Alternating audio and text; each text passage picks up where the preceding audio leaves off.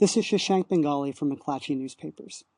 The deserts of southern Iraq contain some of the biggest oil fields in the world, and these are the fields that Iraq is hoping will underwrite its economic recovery.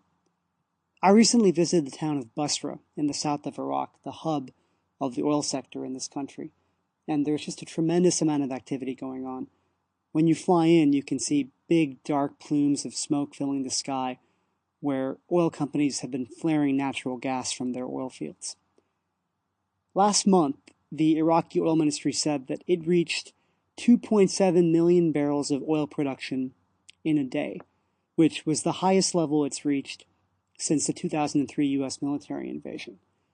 Within 7 years, Iraq says it can raise that figure even further to 13 million barrels of oil every day, which is more oil than any country has ever produced at any time. If it's going to get to that point, there's a tremendous amount of investment that has to take place. Over the last 30 years, starting under Saddam Hussein's era, and then followed by economic sanctions, and most recently, the sectarian conflict, the infrastructure was terribly degraded. The pipelines that carry most of the oil that Iraq exports have been overdue for inspection for more than 15 years. And the port here in Basra on the Persian Gulf can only handle a fraction of the oil that Iraq says it needs to export. So Iraq has signed deals with some foreign developers to come in and build a new offshore terminal. And the oil companies themselves are also putting in some serious work. I visited the Rumaila field, which is run by a consortium headed by BP.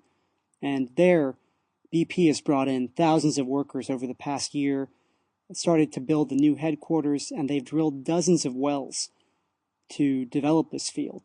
Within a few years, BP says that Rumaila could become the second biggest oil field in the world.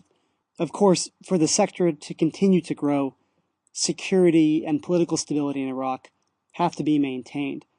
It's a testament to how far Iraq has come that the biggest problems that oil companies face have to do with logistics and customs and not with their own protection. Oil is so much a part of this area and its history that the official seal of the Basra province features an oil derrick. And the people down here are hopeful that that derrick will one day come to symbolize not just Basra, but the whole of the new Iraq. For McClatchy Newspapers, this is Shashank Bengali.